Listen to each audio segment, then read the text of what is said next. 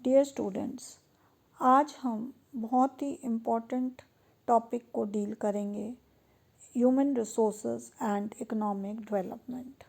The study of human resources is vital from the point of view of economic welfare, यानी कि मानवीय संसाधनों का आर्थिक कल्याण से अध्ययन करना बहुत ही आवश्यक है, क्योंकि जो जनसंख्या है या जो मानवीय संसाधन है वो केवल उत्पादन के साधन ही नहीं, किंतु they are also ends in themselves, means whatever is produced is consumed by the human resources. Is thus the quantitative and qualitative study of human resources is very important. We have to know what is the rate of growth in the population, what is the composition and what is the distribution of population of any country. तो आज हम इस video में जनसंख्या की the theory जो है, the theory of demographic transition and the trends of growth of population in India, इसके बारे में चर्चा करेंगे। तो सर्वप्रथम हम थ्योरी ऑफ डेमोग्राफिक ट्रांजिशन देखते हैं कि ये जो थ्योरी है इसको किस प्रकार से 3 स्टेजेस में हम अध्ययन करते हैं, और जो अध्ययन का आधार है वो जन्म दर और मृत्यु दर यानी कि डेथ रेट और बर्थ रेट है। सर्वप्रथम हम फर्स्ट स्टेज की चर्चा करते हैं, तो हम बताते हैं कि इस समय जो अर्थव्यवस्था है वो बहुत ही प्रिमिटिव स्थिति में है, अर्धविकसित है और कृषि प्रधान है। तो ऐसी स्थिति में जहाँ मेडिकल सुविधाएं नहीं हैं, प्रॉपर सैनिटेशन नहीं है, प्रॉपर डाइट नहीं है, तो डेथ रेट्स जो हैं या मृत्यु दर जो है वो बहुत अधिक होती है। जबकि हम देखते हैं कि साथ ही साथ जो इलिटरेसी है वो बहुत हाई है। फिर इसके अतिरिक्त लोगों के जो फैमिली प्लानिंग टेक्निक्स हैं उसके प्रति ज्ञान का अभाव है, अर्ली मैरिजेस कंसेप्ट है, साइज़ ऑफ फैमिली भी बढ़ा मानते हैं। फिर सोशल बिलीव्स जो हैं, कस्टम्स हैं, ट्रेडिशंस हैं, they are very deep rooted. Thus all these factors leads to high birth rate. Thus we see that in the first stage there is both high death rate and high birth rate, but this leads to the potential growth rate या जो वास्तविक वृद्धि दर है वो बहुत कम होती है, या एक्चुअल ग्रोथ रेट जो है वो बहुत कम हो जाती है। क्यों? क्योंकि high birth rate is balanced by high death rate. ठीक है, अब सेकेंड स्टेज में हम देखते हैं कि जैसे जैसे लोगों की आय बढ़ती है, उनके स्टैंडर्ड ऑफ लिविंग में सुधार आता है, और जैसे जैसे ट्रांसपोर्ट फैसिलिटीज़ बढ़ती हैं और supply of food regular services उपलब्ध होता है, तो इन कारणों से जो डेथ रेट है उसमें कमी आती है। और तो डेथ रेट तो घटने लगती है, किंतु बर्थ रेट यथास्थिर रहती है। तो इसमें इस सेकेंड स्टेज में तो जो एक्चुअल ग्रोथ रेट है that is high, because there is decline in the death rate but high birth rate is still there. This leads to growth of average size of family in the second stage.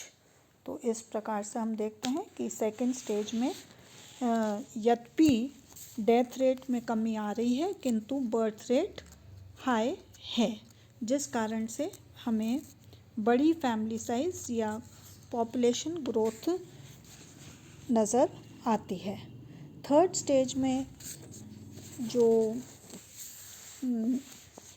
Third stage में economy moves from agriculture to industrialisation, तो यानी कि urbanisation प्रमुख विशेषता है इसमें, और इस कारण से हम देखते हैं कि जो कॉन्शियसनेस है लोगों में towards the increasing the standard of living, they reduce the size of the family, और इस कारण से death rates which is already low, there is the birth rate also starts falling, और इस कारण से या फलस्वरूप हम देखते हैं कि थर्ड स्टेज में low birth rate and low death rate and small size of family, the actual growth rate of population is low. This is the characteristic of third stage. Now we will see to the size and growth rate of India's population, which can be studied in 4 phases. 4 phase में हम भारत की जनसंख्या और वृद्धि दर के बारे में अध्ययन कर सकते हैं। सर्वप्रथम 1891 से 1921 जब स्टैग्नेंट या स्थिर जनसंख्या है, 1921 से 1951 जब विकास जनसंख्या में वृद्धि दर कम है, और 1951 से 1981 में पॉपुलेशन एक्सप्लोजन या रैपिड हाई ग्रोथ रेट है पॉपुलेशन की, और 1981 से 2011 में हम देखते हैं यद्यपि ग्रोथ रेट हाई है किंतु there is definite signs of slowing down, यानी कि जनसंख्या में वृद्धि दर कम होने की आंकड़े या जो प्रवृत्ति है वो दृष्टिगोचर होती है। इस 4 फेजेस को हम टेबल के माध्यम से अध्ययन कर सकते हैं। देखिए, यह हमारे पास टेबल है, उपलब्ध है, जो कि पॉपुलेशन को बता रही है, इंक्रीज़ एंड डिक्रीज़ को बता रही है, और परसेंटेज इंक्रीज़ और डिक्रीज़ भी पता चल रहा है। तो हम इसको 4 फेजेस में अध्ययन करते हैं। हम सर्वप्रथम देखते हैं कि जो 1891 से 1921 का जो फेज़ है, इसमें जो 30 सालों का अध्ययन है, इसमें जनसंख्या जो है 236 मिलियन से बढ़कर 251 मिलियन होती है, यानी कि 15 मिलियन से वृद्धि होती है। और इसमें जो बर्थ और डेथ रेट है, दे आर मोर और लेस इक्वल, यानी कि जन्म और मृत्यु दर दोनों लगभग बराबर है। तो इस कारण से ये फर्स्ट स्टेज कहलाती है जब पॉपुलेशन जो है वो स्थिर है या स्टेगनेंट है, और इसको हम डेमोग्राफिक ट्रांजिशन की प्रथम अवस्था कह सकते हैं। इसके बाद हम देखते हैं कि अगले 30 साल यानी कि 1921 से 1951 की ओर देखें तो जनसंख्या जो है 251 से बढ़कर 361 होती है, यानी कि 110 मिलियन से वृद्धि होती है। और इसमें जो प्रमुख कारण हैं जनसंख्या वृद्धि का, वो है कि जो मृत्यु दर है वो 49 पर 1000 से घटकर 27 पर 1000 है।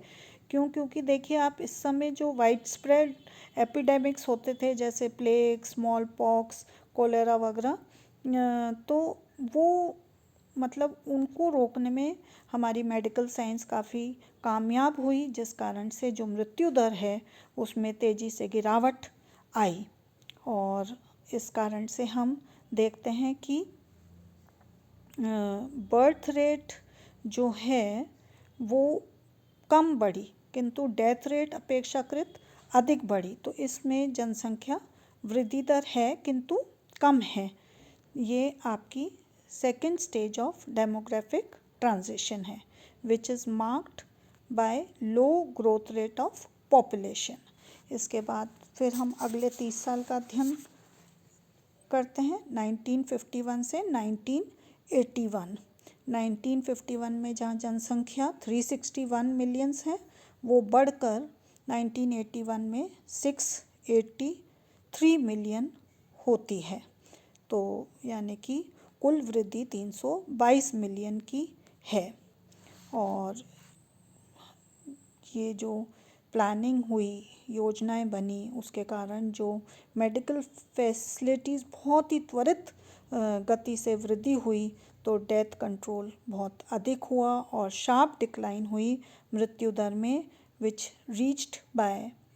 रीच टू 15 पर 1000, किंतु जो बर्थ रेट थी उसमें बहुत कम कमी आई और 40 से 37 पर 1000 थी इस वीक। तो ये जो पीरियड है इसमें पॉपुलेशन एक्सप्लोजन कहा जा सकता है, क्योंकि जहाँ मृत्यु दर केवल 15 पर 1000 है, बर्थ रेट जो है मात्र 40 से 37 पर 1000 ही कमी हुई। तो higher decline in death rate but a small decline in birth rate led to population explosion during this period। अब इसके बाद हम 1981 से 2011 का पीरियड लेते हैं, यानी कि fourth phase of high population growth but definite signs of slowing down. तो हम देखते हैं कि इस पीरियड में जहाँ 683 से बढ़कर 1210 मिलियन पॉपुलेशन है, तो इंडिकेटिंग एन इंक्रीज ऑफ कितना 77.2% during 30 years period, and the annual average rate of growth of population during 1981 to 2011 was order of 1.84%। तो इस प्रकार से हम देखते हैं कि यद्यपि पॉपुलेशन बढ़ रही है किंतु उसमें घटने के भी लक्षण दृष्टिगोचर हो रहे हैं। तो जो ये पॉपुलेशन का है ये चित्र के द्वारा भी दर्शाया गया है 1901 से लेकर ये 2011 का। तो हम देखते हैं कि लगातार जो बार है वो निरंतर बढ़ते जा रहे हैं, यानी कि जनसंख्या में निरंतर वृद्धि हो रही है।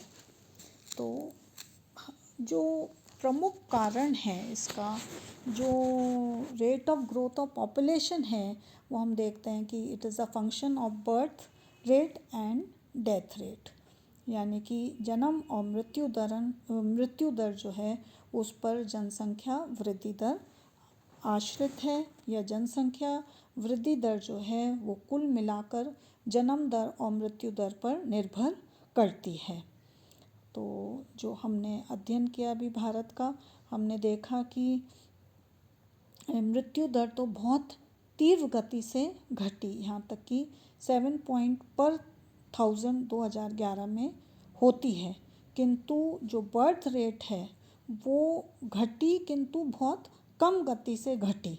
तो इस कारण से जो जनसंख्या है उसमें तीव्र गति से वृद्धि होती है, यानी कि high growth rate of population can be explained in terms of persistently high birth rate but relatively fast decline death rate. This can be said related to India. अब हम देखते हैं कि सामान्य रूप से भारत में जो वृद्धि दर है या जन्म दर की क्या कारण है जिससे कि जन्म दर अधिक पाई जाती है। तो सामान्य रूप से हमने इसको चित्रों के द्वारा दर्शाया है कि भारत में अर्ली मैरिजेस या बाल विवाह का प्रचलन है, जिस कारण से जो जन्म दर है वो अधिक रहती है। फिर जो स्टैंडर्ड ऑफ लिविंग है वो भी बहुत पुअर है, जैसे कि चित्र दर्शा रहा है कि जो गरीबी बहुत अधिक है और संसाधनों की बहुत कमी है। इसके बाद हम देखते हैं जो ट्रेडिशन और कल्चर्स हैं भारत के, वो भी इस बात को प्रोत्साहित करते हैं, जैसे कि हमारे भारत में जो प्रारंभ में मतलब भारत में ये प्रचलन था कि जनसंख्या मतलब फैमिली साइज़ बड़ा होना चाहिए, जॉइंट फैमिलीज़ थी। तो इन कारण से भी हम देखते हैं कि हमारी जनसंख्या अधिक है। जो एजुकेशन है या इलिटरेसी रेट जो है वो बहुत हाई है, या जो स्टेटस है एजुकेशन का वो कम है या लो है, या केवल सीमित लोगों को ही शिक्षा प्राप्त हो पाती है। फिर इग्नोरेंस एंड फैमिली प्लानिंग, यानी कि लोग अनभिज्ञ हैं फैमिली प्लानिंग मेजर्स से। और रिक्रिएशन फैसिलिटीज़ जो हैं वो भी कम होती हैं।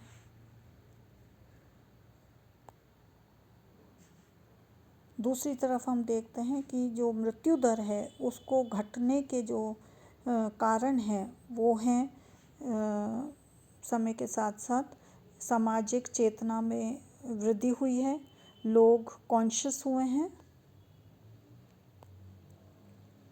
इसके साथ साथ ही international aids to improve quality of life, health facilities और हॉस्पिटल फैसिलिटीज़ निरंतर बहुत तीव्र गति से वृद्धि हुई है। साथ ही साथ जो मेडिकल साइंस है उसमें भी बहुत अधिक तेज गति से विकास हुआ है, जिससे कि जो एपिडेमिक्स पहले होते थे जैसे चेचक का है, प्लेग का है, वो काफ़ी कम हो गए हैं, जिस कारण से डेथ रेट में बहुत तीव्र गति से कमी आई है। तो इस प्रकार से आज के वीडियो में हमने प्रारंभिक विश्लेषण किया कि हम डेमोग्राफिक ट्रांजिशन क्या है और भारत की जो जनसंख्या है उसको हमने किस प्रकार से 4 फेजेस में हम अध्ययन कर सकते हैं। आज हम देखते हैं कि जो करंट पोजीशन है, यानी कि 21 दिसंबर 2020 की, वो आज जनसंख्या है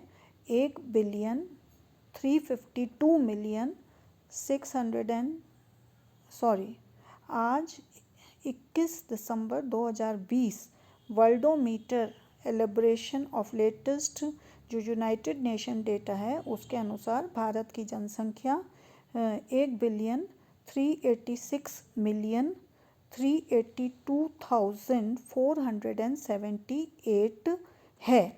यानी कि आज कुल जनसंख्या में हमारा जो या कुल विश्व की जनसंख्या में भारत का हिस्सा 17.7% है। और जो डेंसिटी है, घनत्व जो है जनसंख्या का विश्व में, वो 464 पर स्क्वायर किलोमीटर है। इसी लेटेस्ट अपडेट के साथ मैं अपना वक्तव्य समाप्त करती हूँ। धन्यवाद।